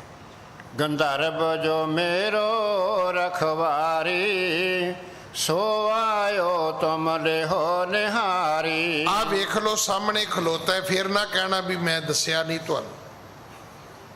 ਹੁਣ ਉਹਨੇ ਇਹਨਾਂ ਨੂੰ ਚੇਤਾਵਨੀ ਦਿੱਤੀ ਵੀ ਮੈਨੂੰ ਵੀ ਛੱਡ ਦਿਓ ਤੇ ਆਪਣੀ ਜਾਨ ਬਚਾਉਣ ਦੀ ਕੋਸ਼ਿਸ਼ ਵੀ ਕਰੋ। ਹਾਂਜੀ। ਭਾਜ ਜਾਹੋ ਮੁਝ ਕੋ ਦੇਹੋ ਛੋਰੀ, ਨਾ ਤੁਰਹਨੈ ਸਬਨ ਇਹ ਠੌਰੀ। ਭੱਜ ਜਾਓ, ਮੈਨੂੰ ਛੱਡ ਦਿਓ, ਨਹੀਂ ਤਾਂ ਇਹ ਮੈਨੂੰ ਛਡਾ ਵੀ ਲਵੇਗਾ ਔਰ ਤੁਹਾਨੂੰ ਸਾਰਿਆਂ ਨੂੰ ਮਾਰ ਵੀ ਦੇਵੇਗਾ। ਇਹਨੇ ਤੁਹਾਨੂੰ ਕਿਸੇ ਨੂੰ ਬਖਸ਼ਣਾ ਨਹੀਂ ਹੈ। ਹਾਂਜੀ। ਸੁਣ ਬਾਣੀ ਕੋ ਦੇਖਣ ਲਾਗੇ, ਦਾਰੁਨ ਵੇਖ ਲਖਿਓ ਸਭ ਭਾਗੇ। ਹੁਣ ਸਾਰਿਆਂ ਦਾ ਧਿਆਨ ਕਰੀਚਕ ਨੂੰ ਸਾੜਨ ਵਾਲੇ ਪਾਸੇ ਨਹੀਂ ਹੈ ਕਿ ਉਹਦੀ ਚਿਖਾ ਨੂੰ ਅੱਗ ਵਿਖਾਈ ਜਾਵੇ। ਸਾਰਿਆਂ ਦਾ ਧਿਆਨ ਜਦੋਂ ਇਹ ਉੱਚੀ ਬੋਲੀ ਹੈ, ਸਾਰੇ ਭੀਮ ਵੱਲ ਵੇਖਣ ਲੱਗ ਗਏ। ਵੇਖਿਆ ਤੇ ਵਾਕਿਆ ਹੀ ਉਹਦਾ ਭਿਆਨਕ ਡਰਾਉਣਾ ਰੂਪ ਸੀ ਉਹਦਾ। ਹਾਂਜੀ। ਕੋ ਨੈ ਕਾਹੂ ਸੰਗ ਬੁਲਾਏ, ਚਾਹਤ ਆਪਣੇ ਪ੍ਰਾਣ ਬਚਾਏ। ਬੜੀ ਦੁਨੀਆ ਫਿਰ ਉੱਥੋਂ ਭੱਜ ਗਈ, ਕਿਸੇ ਨੇ ਕਿਸੇ ਦੀ ਬਾਹ ਨਹੀਂ ਫੜੀ। ਕਹਿੰਦੇ ਸਭ ਆਪਣੀ ਆਪਣੀ ਜਾਨ ਬਚਾਉਂਦੇ ਦੌੜੇ ਨੇ। ਹਾਂਜੀ। ਤਾਇਓ ਭੀਮ ਸੈਨ ਰਿਸ ਭਾਰੀ, ਕੇਰੇ ਸਭ ਹੀ ਜਾਏ ਅਗਾਰੀ। ਤੇ ਭੀਮ ਨੇ ਫਿਰ ਅੱਗੋਂ ਜਾ ਕੇ ਘੇਰਾ ਪਾ ਲਿਆ। ਕੁਝ ਬਚ ਗਏ ਹੋਣਗੇ, ਬਹੁਤੀ ਭੀੜ ਇਸ ਨੇ ਰੋਕ ਲਈ। ਕਹਿਣ ਲੱਗਾ ਚੱਲੇ ਕਿੱਧਰ ਹੋ, ਭੱਜਿਆ ਨਹੀਂ ਜਾਣ ਦਿੰਦਾ ਤੁਹਾਨੂੰ ਮੈਂ। ਹਾਂਜੀ। ਸਹਿਸ ਭਰਾਤ ਕੁਛ ਪਟਨ ਸਮੇਤਾ, ਤਬ ਸਨਮੁਖ ਆਏ ਰਣ ਹੇਤਾ। ਕਰੀਚਕ ਦੇ 100 ਭਰਾ ਤੇ ਕੁਝ ਵਿਰਾਟ ਰਾਜੇ ਦੀ ਫੌਜ ਦੇ ਲੋਕ ਸਿਪਾਹੀ, ਉਹ ਹੁਣ ਭੀਮ ਦੇ ਨਾਲ ਲੜਨਾ ਸ਼ੁਰੂ ਕੀਤਾ ਉਹਨਾਂ ਨੇ। ਇੱਥੇ ਜੰਗ ਸ਼ੁਰੂ ਹੋ ਗਈ। ਹਾਂਜੀ। ਹਥਿਆਰਨ ਕੇ ਕਰੇ ਪ੍ਰਹਾਰਾ, ਮਾਰੋ ਮਾਰੋ ਸਬਨ ਪੁਕਾਰਾ। ਹੁਣ ਇਹ ਹਥਿਆਰ ਚਲਾਉਂਦੇ ਨੇ, ਮਾਰੋ ਮਾਰੋ ਦੀ ਮੂੰਹ ਤੋਂ ਪੁਕਾਰ ਕਰਦੇ ਨੇ, ਬੋਲਦੇ ਨੇ। ਹਾਂਜੀ। ਰਿਸਿਓ ਵਿਸ਼ਾਲ ਲਾਲ ਕਰ ਨੈਣਾ, ਮਾਰ ਬਿਰਖ ਪਠਏ ਜਮ ਐਨਾ। ਪਰ ਇਧਰ ਭੀਮ ਇੰਨਾ ਗੁੱਸੇ ਵਿੱਚ ਹੈ, ਇਧਰ ਉਹਨੇ ਆਪਣੀਆਂ ਅੱਖਾਂ ਅੱਗ ਦੀ ਭੱਠੀ ਵਾਂਗ ਲਾਲ ਕੀਤੀਆਂ ਨੇ ਕਿ ਉਹ ਮਾਰ ਬਿਰਖ ਪਠੇ ਜਮ ਐਨਾ। ਜਮ ਜਮਦੂਤਾਂ ਨੂੰ ਕਹਿੰਦੇ ਨੇ, ਐਨ ਘਰ ਨੂੰ ਕਹਿੰਦੇ ਨੇ। ਉਹਨੇ ਜਮਾਂ ਦੇ ਘਰ ਭੇਜਣੇ ਸ਼ੁਰੂ ਕਰ ਦਿੱਤੇ। ਉਹ ਦਰਖਤ ਹੀ ਮਾਰਦਾ ਸਿੱਧਾ ਹੀ। ਹੁਣ ਇਹ ਕੋਈ ਨੇਜਾ ਵਰਸ਼ਾ ਮਾਰਦੇ ਹੋਣਗੇ। ਹੁਣ ਉਹ ਦਰਖਤ ਪਤਾ ਨਹੀਂ 50 ਫੁੱਟ ਉੱਚਾ ਹੋਏਗਾ ਕਿ 100 ਫੁੱਟ ਹੋਏਗਾ, ਉਹਦੇ ਪੂਰੇ ਦਾ ਪੂਰਾ ਦਰਖਤ ਹੀ ਚੁੱਕ ਕੇ ਲੈ ਆਇਆ। ਕੱਲਾ ਕੱਲਾ ਬੰਦਾ ਉਸਨੇ ਮਾਰ ਦਿੱਤਾ, ਖਤਮ ਕਰ ਦਿੱਤੇ। ਕਰੀਚਕ ਭਰਾਤ ਸਰਬ ਤਹਿ ਮਾਰੇ, ਕੁਛ ਕਸੁ ਪਟ ਕੋ ਦੀਨ ਸੰਗਾਰੇ। ਕਰੀਚਕ ਇੱਕ ਸੀ, ਭਰਾ 100 ਸੀ, 100 ਦਾ 100 ਮਰ ਗਿਆ। ਵੇਖੋ 100 ਭਰਾ ਬਚ ਸਕਦਾ ਸੀ। ਹੈ ਮੂਰਖ ਵੀ ਜਿਹੜੀ ਕਰਤੂਤ ਤੁਹਾਡੇ ਭਰਾ ਨੇ ਕੀਤੀ ਤੇ ਮਰਿਆ, ਵੀ ਘੱਟੋ ਘੱਟ ਤੁਸੀਂ ਉਹਦੇ ਤੋਂ ਤੋਬਾ ਕਰੋ। ਉਹ ਦ੍ਰੋਪਦੀ ਦੀ ਇੱਜ਼ਤ ਲੁੱਟਦਾ ਲੁੱਟਦਾ ਮਰ ਗਿਆ, ਇਹ ਦ੍ਰੋਪਦੀ ਤੋਂ ਬਦਲਾ ਲੈਂਦੇ ਲੈਂਦੇ ਮਰ ਗਏ। ਇਹ ਕਹਿੰਦੇ ਅਸੀਂ ਨਾਲ ਹੀ ਸਾੜਾਂਗੇ ਕਿਉਂਕਿ ਇਹਦੇ ਕਰਕੇ ਸਾਡਾ ਭਰਾ ਮਰਿਆ। ਨਤੀਜਾ ਕੀ ਨਿਕਲਿਆ? ਕਰੀਚਕ ਇੱਕ ਸੀ, ਭਰਾ 100 ਸੀ, 100 ਦੇ 100 ਹੀ ਮਾਰ ਦਿੱਤੇ ਭੀਮ ਨੇ। ਬੜੇ ਸਾਰੇ ਸਿਪਾਹੀ ਵੀ ਜਿਹੜੇ ਸੀ, ਫੌਜੀ ਜਿਹੜੇ ਸੀ, ਉਹ ਵੀ ਮਾਰ ਦਿੱਤੇ ਭੀਮ ਨੇ। ਬਹਰੋ ਗਇਓ ਉਜਾਰ ਮੰਜਾਰਾ, ਆਪਣੋ ਵੇਖ ਸਰਬ ਤਨ ਤਾਰਾ। ਜਦੋਂ ਸਾਰੇ ਮਰ ਗਏ ਤੇ ਦ੍ਰੋਪਦੀ ਛੁੱਟ ਗਈ। ਭੀਮ ਜਿਹੜਾ ਸੀ ਉਹ ਫਿਰ ਜੰਗਲ ਵੱਲ ਭੱਜ ਗਿਆ। ਉੱਥੇ ਜਾ ਕੇ ਉਹਨੇ ਫਿਰ ਆਪਣਾ ਰੂਪ ਬਦਲ ਲਿਆ। ਜਿਹੜਾ ਉਹਨੇ ਡਰਾਉਣਾ ਰੂਪ ਬਣਾਇਆ ਸੀ ਉਹਦਾ ਆਪਣਾ ਰੂਪ ਵਟਾਇਆ। ਤੋਈ ਜਿਹੜਾ ਬਾਵਰਚੀ ਸੀ, ਲਾਂਗਰੀ ਬਣਿਆ ਸੀ, ਉਹ ਰਾਜੇ ਦੇ ਘਰ ਵਿੱਚ ਉਸੇ ਰੂਪ ਦੇ ਵਿੱਚ ਉਹ ਫਿਰ ਰਾਜੇ ਦੇ ਘਰ ਪਹੁੰਚ ਗਿਆ। ਦਹਨ ਗਏ ਇੱਕ ਕ੍ਰੀਚਕ ਹੇਤਾ, ਜਰਿਓ ਤਹਾਂ ਸਤ ਭਰਾਤ ਸਮੇਤਾ। ਇੱਕ ਕ੍ਰੀਚਕ ਨੂੰ ਸਾੜਨ ਗਏ 101 ਹੋ ਗਏ, 100 ਭਰਾ ਨਾਲ ਸੜਿਆ। ਇੱਕ ਬੰਦੇ ਦੀ ਚਿਖਾ ਜਿਹੜੀ ਹੈ ਉਹ 101 ਦੇ ਵਿੱਚ ਬਦਲ ਗਈ। ਹੁਣ ਇਹਨੂੰ ਕਹਿੰਦੇ ਨੇ ਭਾਵੀ, ਇਹਨੂੰ ਕਹਿੰਦੇ ਨੇ ਹੋਣੀ। ਵੇਖੋ ਜਿਹੜੀ ਕਥਾ ਹੈ ਨਾ ਉਹਦੇ ਵੱਲ ਧਿਆਨ ਦੇਣਾ। ਹੁਣ ਇਹ ਨਾ ਸੋਚਣਾ ਵੀ ਭਾਈ ਸਾਹਿਬ ਕਹਿੰਦੇ ਜੀ ਭੀਮ ਦਰਖਤ ਚੁੱਕ ਲਿਆਇਆ ਜੀ, ਹੁਣ ਆਪਾਂ ਸੋਚੀਏ ਵੀ ਕਿਹੜਾ ਦਰਖਤ ਹੋਏਗਾ, ਸਫੈਦੇ ਦਾ ਹੋਏਗਾ, ਅੰਬ ਦਾ ਹੋਏਗਾ, ਟਾਹਲੀ ਦਾ ਹੋਏਗਾ, ਕਿੱਕਰ ਦਾ ਹੋਏਗਾ। ਸਾਡੇ 'ਚ ਬਹੁਤੇ ਇਦਾਂ ਦੇ ਹੀ ਨੇ, ਅਸੀਂ ਬਹੁਤੇ ਪੇੜ ਗਿਣਦੇ, ਅੰਬ ਨਹੀਂ ਖਾਂਦੇ। ਇਹਦਾ ਭਾਵ ਸਿਰਫ ਇੰਨਾ ਹੈ। ਗੁਰੂ ਨਾਨਕ ਸਾਹਿਬ ਮਹਾਰਾਜ ਦਾ ਇੱਕ ਸ਼ਬਦ ਹੈ, ਰਾਮਕਲੀ ਰਾਗ ਹੈ, ਉਹਦੇ ਵਿੱਚ ਇੱਕ ਸ਼ਲੋਕ ਹੈ। ਸ਼ਲੋਕ ਦੇ ਅੰਦਰ ਇਹ ਪੰਕਤੀਆਂ ਨੇ ਕਿ ਸਹੰਸਰ ਦਾਨ ਦੇ ਇੰਦਰ ਰਵਾਇਆ, ਪਰਸਰਾਮ ਰੋਵੈ ਘਰ ਆਇਆ। ਉਹਦੇ ਵਿੱਚ ਸਤਿਗੁਰੂ ਨੇ ਸਾਰਿਆਂ ਦਾ ਜ਼ਿਕਰ ਕੀਤਾ, ਉਹਦੇ ਵਿੱਚ ਪਾਂਡਵਾਂ ਦਾ ਜ਼ਿਕਰ ਵੀ ਕੀਤਾ ਕਿ ਜਿਹੜੇ ਪਾਂਡਵ ਸੀ ਉਹ ਵੀ ਰੋਏ ਭਾਈ ਜਦੋਂ ਉਹਨਾਂ ਨੂੰ ਮਜ਼ਦੂਰੀ ਕਰਨੀ ਪਈ। ਕੌਣ ਸੀ ਪਾਂਡਵ? ਕਹਿੰਦੇ ਜਿਨ੍ਹਾਂ ਦੇ ਘਰ ਆ ਕੇ ਸ਼੍ਰੀ ਕ੍ਰਿਸ਼ਨ ਠਹਿਰਦੇ ਸੀ। ਹਾਂਜੀ, ਇਸ ਪ੍ਰਕਾਰ ਇਹ ਹੁਤੋ ਪ੍ਰਸੰਗਾ, ਸਰੋਤਾ ਸੁਣੋ ਹਿਰਦੇ ਸੋ ਉਮੰਗਾ। ਕਵੀ ਜੀ ਸੁਣੋ, ਕਵੀ ਕਹਿੰਦਾ ਸਰੋਤਾ ਜਨੋ ਸੁਣੋ, ਇਸ ਪ੍ਰਕਾਰ ਇਹ ਹੁਤੋ ਪ੍ਰਸੰਗਾ। ਇਹ ਉਹ ਇੱਕ ਪ੍ਰਸੰਗ ਸੀ ਕਿ ਪਾਂਡਵ ਕਿਉਂ ਰੋਏ। ਜੇ ਪਾਂਡਵ ਰੋਏ ਤੇ ਅੱਗੇ ਕੀ ਹੋਇਆ? ਅੱਗੇ ਕਈ ਕ੍ਰੀਚਕ ਵਰਗੇ ਮਰ ਗਏ। ਕ੍ਰੀਚਕ ਇੱਕ ਨਹੀਂ ਮਰਿਆ, ਉਹਦਾ 100 ਭਰਾ ਵੀ ਮਰ ਗਿਆ। ਇੱਥੇ ਇਸ ਕਥਾ ਨੂੰ ਅੱਗੇ ਫਿਰ, ਕਿਉਂਕਿ ਉਹ ਸ਼ਲੋਕ ਦੇ ਵਿੱਚ ਹੋਰ ਵੀ ਜ਼ਿਕਰ ਹੈ, ਅੱਗੇ ਜਨਮੇਜੇ ਦਾ ਜ਼ਿਕਰ ਆਉਂਦਾ ਹੈ। ਫਿਰ ਇੱਥੇ ਗੁਰੂ ਸਾਹਿਬ ਦੇ ਮੁਖ ਤੋਂ ਕਵੀ ਜੀ ਨੇ ਅਗਲੀ ਕਥਾ ਵਰਣਨ ਕੀਤੀ ਹੈ।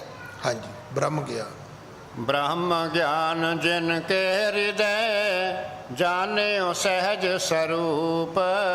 ਜਿਨ੍ਹਾਂ ਦੇ ਹਿਰਦੇ ਵਿੱਚ ਬ੍ਰਹਮ ਗਿਆਨ ਹੈ, ਉਹਨਾਂ ਨੂੰ ਪਤਾ ਹੈ ਸਹਿਜ ਦਾ, ਟਿਕਾਊ ਦਾ, ਅਡੋਲਤਾ ਦਾ ਸਰੂਪ ਕੌਣ ਹੈ, ਕਿੱਥੇ ਹੈ। ਇਹ ਸਿਰਫ ਉਹਨਾਂ ਨੂੰ ਪਤਾ ਹੈ, ਦੂਜਿਆਂ ਨੂੰ ਨਹੀਂ ਪਤਾ। ਹਾਂਜੀ, तिनके पद पर बंदना ਉਚਰੋਂ ਕਥਾ ਅਨੂਪ। ਕਵੀ ਜੀ ਕਹਿੰਦੇ ਮੈਂ ਉਹਨਾਂ ਦੇ ਚਰਨਾਂ ਤੇ ਮੱਥਾ ਟੇਕਦਾ ਜਿਨ੍ਹਾਂ ਨੇ ਸਹਿਜ ਦਾ ਸਰੂਪ ਪਛਾਣਿਆ ਹੈ। ਮੈਂ ਉਹਨਾਂ ਦੇ ਚਰਨਾਂ ਤੇ ਮੱਥਾ ਟੇਕ ਕੇ ਅਗਲੀ ਕਥਾ ਲਿਖਦਾ। ਹਾਂਜੀ, ਸ਼੍ਰੀ ਅੰਗਦ ਸੁਣ ਅਗਲ ਪ੍ਰਸੰਗਾ, ਗੁਰੂ ਕਹਿਣ ਲਗ ਪੁਨ ਤੇ ਸੰਗਾ। हे ਗੁਰੂ ਅੰਗਦ ਸਾਹਿਬ, ਅਗਲੀ ਕਥਾ ਸੁਣੋ ਕਿ ਗੁਰੂ ਨਾਨਕ ਦੇ ਪਿਤਾ ਮਹਾਰਾਜ ਨੇ ਫਿਰ ਅੱਗੇ ਉਹਦਾ ਜਿਹੜਾ ਸ਼ਬਦ ਹੈ, ਰਾਮਕਲੀ ਰਾਗ ਦਾ ਜਿਹੜਾ ਸ਼ਲੋਕ ਹੈ, ਉਹਦੀ ਵਿਆਖਿਆ ਵਿੱਚ ਅੱਗੋਂ ਕੀ ਦੱਸਿਆ। ਉਸ ਤੋਂ ਅਗਲੀ ਕਥਾ ਜਿਹੜੀ ਹੈ ਉਹ ਆਪ ਜੀ ਸਰਵਣ ਕਰੋ। ਹਾਂਜੀ, ਜਨਮੇ ਜੇ ਕੀ ਸੁਣੋ ਕਹਾਣੀ, ਜਿਉ ਦੁਖ ਪਾਇਓ ਤੇ ਸਭ ਜਾਣੀ। ਅਗਲੀ ਕਥਾ ਦੇ ਵਿੱਚ ਇਹ ਸੀ ਕਿ ਜਨਮੇਜੇ ਨੇ ਕਿਵੇਂ ਦੁੱਖ ਪਾਇਆ, ਉਹਨੂੰ ਕਿਵੇਂ ਦੁੱਖ ਹੋਇਆ। ਹੁਣ ਉਹ ਪ੍ਰਸੰਗ ਜਿਹੜਾ ਹੈ, ਹੁਣ ਹੈ ਤੇ ਸਾਰੀਆਂ ਪੁਰਾਣੇ ਯੁੱਗਾਂ ਦੀਆਂ ਕਥਾ ਕਹਾਣੀਆਂ ਨੇ। ਹਾਂਜੀ, वेद व्यास एक बासुर माही, बैठे हो तो नृपत के पाही। ਜਨਮੇਜਾ ਇੱਕ ਰਾਜਾ ਸੀ। ਜਨਮੇਜੇ ਰਾਜੇ ਦੇ ਕੋਲ ਜਿਹੜਾ ਵੇਦ ਵਿਆਸ ਹੈ, ਬਹੁਤ ਵੱਡਾ ਸਨਾਤਨ ਮਤ ਦੇ ਵਿੱਚ ਇੱਕ ਰਿਸ਼ੀ ਹੋਇਆ, ਉਹ ਬੈਠਾ ਸੀ ਤੇ ਰਾਜੇ ਨੇ ਵੇਦ ਵਿਆਸ ਜੀ ਕੋਲੋਂ ਪੁੱਛਣਾ ਸ਼ੁਰੂ ਕਰ ਦਿੱਤਾ। ਹਾਂਜੀ, अपने पितरन के दुख गाथा, भोजन लगा ताहे के साथा। ਇਹ ਹੁਣ ਆਪਣੇ ਵੱਡਿਆਂ ਦੀ, ਬਜ਼ੁਰਗਾਂ ਦੀ, ਆਪਣੇ ਪਿਤਰਾਂ ਦੀ ਜਿਹੜੇ ਪਹਿਲਾਂ ਮਰ ਚੁੱਕੇ ਨੇ, ਕਹਿਣ ਲੱਗਾ ਵੇਦ ਵਿਆਸ ਜੀ ਕਿ ਮੈਨੂੰ ਉਹਨਾਂ ਦੀ ਕਥਾ ਸੁਣਾਓਗੇ ਕਿ ਸਾਡੇ ਵੱਡੇ ਵਡੇਰੇ ਜਿਹੜੇ ਨੇ ਉਹਨਾਂ ਨੇ ਕਿਵੇਂ ਦੁੱਖ ਪਾਏ, ਕਿਵੇਂ ਦੁੱਖ ਭੋਗੇ, ਉਹਨਾਂ ਨੇ ਉਹ ਕਿਉਂ ਦੁਖੀ ਹੋਏ। ਹਾਂਜੀ, धर्म जबै जुग को खेला, कहते बीत्यो काल दुहेला। ਹੁਣ ਇਹ ਪਾਂਡਵਾਂ ਦੇ ਪਰਿਵਾਰ ਵਿੱਚੋਂ ਹੈ ਵੀ ਜਿਹੜਾ ਯੁਧਿਸ਼ਟਰ ਸੀ ਉਹਨੇ ਜੂਆ ਕਿਵੇਂ ਖੇਡਿਆ, ਤੇ ਜੂਆ ਖੇਡਣ ਤੋਂ ਇਹ ਗੱਲ ਸ਼ੁਰੂ ਕਿੱਥੇ ਹੋਈ। ਦੇਖੋ, ਗੱਲ ਦੁੱਖ ਪਾਇਆ, ਉਹਨੇ ਦੱਸਿਆ ਵੀ ਇੱਦਾਂ ਪਾਇਆ। ਹੁਣ ਗੱਲ ਜੂਆ ਖੇਡਣ ਤੋਂ ਸ਼ੁਰੂ ਹੋਈ ਹੈ। ਹੁਣ ਜੂਆ ਖੇਡਣ ਦੇ ਵਿੱਚ ਨਾ ਤੇ ਕੋਈ ਨਸ਼ਾ ਹੈ, ਨਾ ਹੀ ਕੋਈ ਜੀਵ ਹੱਤਿਆ ਹੈ ਤੇ ਤਾਸ਼ ਹੀ ਹੈ ਨਾ, ਪੱਤੇ ਹੀ ਨੇ, ਹੈ ਤੇ ਚੌਪੜੀ ਹੈ, ਪਰ ਕਿੱਥੋਂ ਸ਼ੁਰੂ ਤੇ ਕਿੱਥੇ ਪਹੁੰਚ ਗਈ। ਸਭ ਕੁਝ ਹਾਰ ਗਏ, ਜੰਗਲਾਂ ਵਿੱਚ ਚਲੇ ਗਏ, ਨੌਕਰ ਬਣ ਗਏ, द्रौपदी ਦਾ ਚੀਰ ਹਰਨ ਹੋ ਗਿਆ। ਇੱਕ ਛੋਟੀ ਜੀ ਗੱਲ ਤੋਂ ਕਿੱਡੀ ਵੱਡੀ ਇੱਕ ਗਾਥਾ ਬਣ ਗਈ। ਵੇਦ ਵਿਆਸ ਨੇ ਕਿਹਾ ਕਿ ਇਦਾਂ ਤੇਰੇ ਬਜ਼ੁਰਗਾਂ ਨਾਲ, ਵੱਡਿਆਂ ਨਾਲ, ਪਿਤਰਾਂ ਨਾਲ ਹੋਇਆ। ਹੁਣ ਜਨਮੇਜਾ ਕਹਿਣ ਲੱਗਾ ਜੀ ਮੇਰੇ ਨਾਲ ਵੀ ਹੋ ਸਕਦਾ ਹੈ। ਵੇਦ ਵਿਆਸ ਕਹਿਣ ਲੱਗਾ ਵੀ ਤੂੰ ਵੀ ਸੁਣ ਲੈ, ਤੇਰੇ ਨਾਲ ਵੀ ਹੋਏਗਾ। ਉਹਨੇ ਸਾਰੀ ਕਥਾ ਸੁਣਾ ਦਿੱਤੀ ਵੀ ਤੇਰੇ ਨਾਲ ਇਹ ਹੋਏਗਾ, ਇਹ ਹੋਏਗਾ, ਫਿਰ ਇਹ ਹੋਏਗਾ। ਤੇ ਨਾਲ ਇਹ ਵੀ ਕਹਿ ਦਿੱਤਾ, ਕਹਿੰਦਾ ਚੇਤੇ ਰੱਖੀ ਤੂੰ ਬਚਣ ਦੀ ਕੋਸ਼ਿਸ਼ ਕਰੇਗਾ ਪਰ ਬਚ ਨਹੀਂ ਪਾਏਗਾ। ਬਸ ਇਹਦਾ ਇਹੀ ਅਰਥ ਹੈ। ਜਦੋਂ ਆਪਾਂ ਕਹਿੰਦੇ ਆ ਪਾਠ ਕਰੋ, ਅਰਦਾਸ ਕਰੋ, ਤਾਂ ਅਸੀਂ ਪਤਾ ਕੀ ਸੋਚਦੇ ਆ, ਮੈਂ ਪਾਠ ਕਿਉਂ ਕਰਾਂ, ਮੈਨੂੰ ਕੀ ਚਾਹੀਦਾ। ਕਈਆਂ ਨੂੰ ਇਹ ਲੱਗਦਾ ਵੀ ਪਾਠ ਸਿਰਫ ਮੰਗਣ ਵਾਸਤੇ ਹੀ ਹੈ। ਕਈਆਂ ਨੂੰ ਇਹ ਲੱਗਦਾ ਵੀ ਅਰਦਾਸ ਵੀ ਸਿਰਫ ਮੰਗਣ ਵਾਸਤੇ ਹੈ। ਨਹੀਂ, ਪਾਠ ਤੁਹਾਡਾ ਕਵਚ ਹੈ, ਤੁਹਾਡੀ ਸੇਫਟੀ ਵਾਸਤੇ ਹੈ। ਅਰਦਾਸ ਵੀ ਤੁਹਾਡੀ ਸੇਫਟੀ ਵਾਸਤੇ ਹੈ ਕਿ ਰੋਜ਼ ਆ ਕੇ ਅਰਦਾਸ ਕਰੋ ਕਿ ਮਹਾਰਾਜ ਮੇਰੀ ਲੱਜ ਪੱਤ ਰੱਖ ਲੈਣੀ। ਕਿਉਂਕਿ ਜਿਸ ਪੱਤ ਰੱਖੈ ਸੱਚਾ ਸਾਹਿਬ, ਨਾਨਕ ਮੇਟ ਨਾ ਸਕੈ ਕੋਈ।